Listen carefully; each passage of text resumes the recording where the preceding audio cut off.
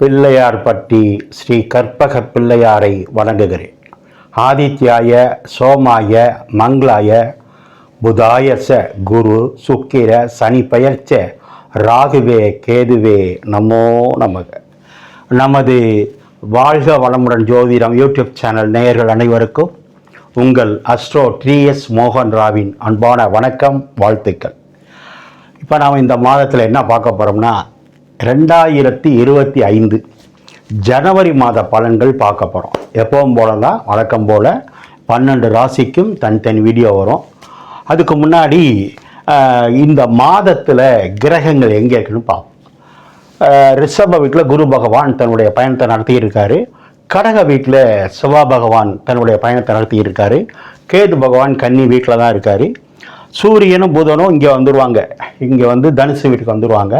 அதே மாதிரி கும்ப வீட்டில் சனி பகவானும் சுக்கிரனும் பயணம் பண்ணிகிட்டு இருக்காங்க. மீன வீட்டில் ராகு பகவான் பயணம் பண்ணிகிட்டு இருக்காரு. ஆல்ரெடி இந்த மாதம் முழுவதுமே சிறப்புகள் நிறையா இருக்குது. என்ன காரணம் அப்படின்னா, முதல்ல ஆங்கில புத்தாண்டு ஜனவரி 1ஆம் தேதி. உங்கள் எல்லாருக்கும் மீண்டும் என்னுடைய ஆங்கில புத்தாண்டு வாழ்த்துக்கள். அடுத்து பார்த்தீங்கன்னா 14ஆம் தேதி தைப்பொங்கல். உங்களுக்கெல்லாம் தெரியும், தமிழர் திருநாள் சொல்கிறது. அந்த சூரியனுக்கு நாம் விழா எடுக்கிறது. மறுநாள் மாட்டுப்பொங்கல். நமக்காக உழைக்கக்கூடிய அந்த மாடுகளுக்கு ஆடுகளுக்கு திருவிழா. இப்படி கிராம பகுதிகளில் வெறும் விசேஷமாக இருக்கும். அந்த நியூ இயர் கொண்டாடக்கூடிய அனைத்து தரப்பு மக்களுக்கும், தைப்பொங்கல் மாட்டுப்பொங்கல் கொண்டாடக்கூடிய அனைத்து தரப்பு மக்களுக்கும் நம்மளுடைய யூடியூப் சார்பாக அனைவருக்கும் அன்பான வணக்கத்தையும் வாழ்த்துக்களையும் தெரிவிச்சுக்குவோம். அடுத்து ஜனவரி 26ஆம் தேதி குடியரசு தினம் நாடு முழுவதும் கொண்டாடுவோம். அந்த விழாவை கொண்டாடக்கூடிய அனைத்து தரப்பு மக்களுக்கும் நம்மளுடைய வாழ்த்துக்கள். பொதுவாக நீங்கள் என்ன தெரிஞ்சுக்கணும்னா, இது பொது பலன் தான். 12 ராசி தனித்தனி வீடியோ. ஒவ்வொரு ராசியிலையும் கோடிக்கணக்கான பேர் பிறந்திருப்பாங்க. எல்லாருக்கும் அக்யூரேட்டாக இருக்காது இந்த பலன், சுமார் தான். ஏன்னா உங்கள் இண்டிவிஜுவல் ஜாதகம் தான் சரியாக இருக்கும். அப்போ இதுக்கு பலன் இருக்கானா? இருக்குது. ஒரு 20% 25% நீங்கள் எடுத்துக்கலாம். எந்த வயசோ உங்கள் வயசுக்கு தகுந்த மாதிரி. ஜாதகத்தில் நல்ல தசபுத்தி நடந்தால், இதில் நல்ல பலன்கள் சொன்னால் கூடுதலாக நன்மைகள் கிடைக்கும்.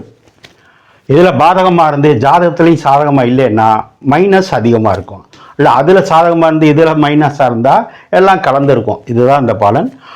நீங்கள் நேயர்கள் என்ன தெரிஞ்சுக்கிறீங்கன்னா, இப்போ தான் இந்த சேனலை பார்க்குறீங்க அப்படின்னா சப்ஸ்கிரைப் பண்ணிக்கோங்க, லைக் பண்ணுங்கள், உங்கள் உறவினர் நண்பர்களுக்கெல்லாம் சொல்லுங்கள். இந்த சேனல் இந்த அளவுக்கு விரிவாக வந்துக்கிட்டு இருக்குன்னா நீங்கள் தான். நீங்கள் இல்லைன்னா நான் இல்லை, இந்த சேனல் இல்லை. உங்களுடைய ஆதரவும் உற்சாகமும் ரொம்ப முக்கியம். ஆதரவு கொடுக்குற வாடிக்கையாளர்களுக்கு ரொம்ப நன்றி. என்கிட்ட யாருக்காவது ஜாதகம் பார்க்கணும்னா கீழே இருக்கிற நம்பருக்கு ஃபோன் பண்ணுங்கள். நான் வாட்ஸ்அப் நம்பர் தரேன், ஜாதகம் பார்க்கலாம். இப்போது நாம் 14ஆம் தேதி இந்த வீட்டில் இருக்கிற சூரிய பகவான் மகர வீட்டுக்கு வந்துடுவார். இங்கே இருந்தால் இதுக்கு வந்து மார்கழி மாதம். இந்த சூரியன் 14ஆம் தேதி மகர வீட்டுக்கு வந்துடுவார். மகர வீட்டுக்கு வந்தால் இதுக்கு பேர் தை மாதம் அப்படின்னு சொல்கிறது. மற்றபடி இந்த நிகழ்ச்சியை பார்த்து கொண்டு இருக்கின்ற உங்கள் அனைவருக்கும் மீண்டும் என்னுடைய வாழ்த்துக்கள். நான் வணங்கும் என்னுடைய தாய் தந்தையர், குலதெய்வம் முத்துமாரியம்மன், அண்ணாமலையார், உண்ணாமலை தாய், நான் நித்தம் வணங்கி வேண்டி நிற்கும் அந்த குமரமலையான், அத்தனை பேருடைய அனுகிரகம் ஆசீர்வாதம் இந்த மாத பலன்கள் உங்களுக்கு சிறப்பாக அமையணும் கேட்டுக்கிறேன். வீடியோக்குள்ளே போவோம். ஓம் நமச்சிவாய. நம்ம இப்போ கன்னி ராசியை பார்ப்போம். கன்னி ராசி அப்படின்னா கலங்கரை விளக்கம் அப்படின்னு நான் வச்சுருக்கேன் பேர். ஏன் அப்படின்னா, கன்னி ராசி அப்படின்னா ஒளி கொடுக்கறதுன்னு அர்த்தம், கலங்கரை விளக்கம்னு அர்த்தம், வழி காட்டுறதுன்னு அர்த்தம். நிறைய பேர் நகைக்கடை வச்சுருப்பாங்க, ஜவுளி கடை வச்சுருப்பாங்க. இவங்களுக்கு வேலையே கடை வீதியில் வியாபாரம் பண்ணுறது தான் வேலை. ஏன்னா 2ஆம் இடம் சுக்கிரனுடைய வீடு, இது தராசு வீடு. அதனால் இவங்களுக்கு தராசு பிடிச்சி தொழில் பண்ணுற மாதிரியே நிறைய அமையும். யாருக்கு? கன்னி ராசிக்கு. அதே மாதிரி நேர்மையாகவும் இருப்பாங்க, உண்மையாகவும் இருப்பாங்க, அழகாக இருப்பாங்க. ஏன்னா கன்னி ராசியில் ஒரு மைனஸ் என்ன அப்படின்னா, அந்த வீட்டில் எல்லாருக்கும் இல்லை, யாராவது ஒரு சிலருக்கு சின்ன வயசில் ஒரு பெண் குழந்தை இறந்துருக்கும். அது தெய்வமாக இருக்கும். அதை எடுத்து வழிபாடு பண்ணால் சிறப்பு. சரி, இப்போ இந்த மாதம் எப்படி சார் இருக்கும் அப்படின்னா, கன்னி ராசிக்கு 4ஆம் இடத்துல ராசிநாதன் 4ல் வந்து நல்லா இருக்கார். கேந்திரத்தில் இருக்கார், சூரியனோட சேர்ந்துருக்காரு. 10ஆவதுக்கு 10ஆம் இடத்தை பார்க்குறாரு. இந்த வீட்டுக்கு அதிபதியும் புதன் தான், ராசிநாதனும் புதன் தான். அப்போ 4ல் இருந்து சூரியனோட சேர்ந்து இருந்து 10ஆம் இடத்தை பார்க்கறதுனால தொழிலில் மாற்றங்கள், நல்ல மாற்றங்கள் உண்டு. யாராவது வெளியில் போய் தொழில் பண்ணணுமா போகலாம். ஏன்னா சூரியன் 12ஆம் வீட்டு கிரகம். சூரியன்னா பயண கிரகம். சந்திரன் மாதிரியே சூரியனும் பயணம். ஏன், காலையில் ஒரு நாட்டில் இருக்கும், மாதியம் ஒரு நாட்டில் இருக்கும், இரவு ஒரு நாட்டில் இருக்கும். அப்போ அதுவும் ஒரு பயண கிரகம். சந்திரனும் பயண கிரகம். அப்போது நீங்கள் பயண கிரகத்தோட 10ஆவதுக்கு ஒரு 12க்கு ஒரு வர விரையாதிபதி, சேமிப்பு, கூட்டு குடும்பம் சொல்கிறது. அப்போ கூட்டு குடும்பத்தினால லாபம் உண்டு. தொழில் ஸ்தானத்தை புதனே பார்க்கறதுனால, சூரியனோடு சேர்ந்து பார்க்கறதுனால தொழிலில் நல்ல முன்னேற்றம் உண்டு. அது மட்டும் இல்லை, இந்த சூரியன் தை 14ஆம் தேதி இங்கே வந்துட்டாருன்னா, இந்த சூரியன் அவருக்கு 6ல் மறையும் போது கடன் இல்லை, வியாதி இல்லை, நோய் இல்லை. ஆனால் 5ல் சூரியன் வரும்போது தாய்மாமன் வீட்டு வகையில் ஒரு சின்ன மன வருத்தம் வரும். அதில் மட்டும் கவனமாக இருந்துக்கணும். ஆனால் உங்களுக்கு 6ஆம் இடத்து சனி பகவான் அற்புதமான யோகத்தை கொடுத்துக்கிட்டு இருக்காரு. ஏற்கனவே நிறைய பேசிட்டேன். 6ல் சனி என்பது எந்த ராசியாக இருந்தாலும் மிகப்பெரிய யோகத்தை கொடுக்குது. நிறைய பேர் வெளிநாடு போனீங்க. ஏன், இந்த சனி இங்கே வந்ததுனால, பார்க்கறதுனால, 12ஆம் இடத்தை பார்க்கறதுனால. சனின்னா அந்நிய தேசம், அந்நிய மொழி பேசுகிறவங்க. உங்களுக்கு பார்த்தீங்கன்னா ஒரு சிலருக்கு உங்கள் முதலாளி இல்லை உங்கள் ஆஃபீஸரு வேறு மொழி பேசுகிறவர், வேறு மதத்தை சார்ந்தவராக இருந்திருப்பார் இந்த ஒரு வருஷத்துக்குள்ள. ஆக சனி 6ஆம் இடத்துலேருந்து திரும்ப உங்களுக்கு 3ஆம் இடத்தை 10ஆம் பார்வையை பார்க்கும்போது அவர்னால நிறைய மாற்றங்களும் தொழில்களும் ஓடி இருக்கும்.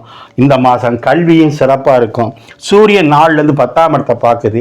எப்பவுமே 10ஆம் இடத்தை சூரியன் பார்க்கும்போது அரசியல், ஆன்மீக தொடர்பு கிடைக்கும். எல்லாத்துக்கும் மேலே சார், கேது ராசியில் இருக்கிறதுனால நிறைய குழப்பங்கள் இருக்குது. எந்த முடிவையும் சரியாக எடுக்க முடியல. தேவையில்லாமல் கணவன் மனைவிக்கு மன வருத்தம். பணம் வருது, தொழில் ஓடுது. ஆனால் புருஷன் முன்னாடிக்குள்ள, கணவன் மனைவிக்குள்ள மன வருத்தங்கள் நிறையா இருக்குது. ஏன், ராசியில் கேதுன்னா யார், குழப்பம், மனக்குழப்பம். சந்திரன்னா யார், மதி, மனசு. 4ஆம் இடம்னா மனசு, சந்திரனா மனசுக்கான கிரகம்.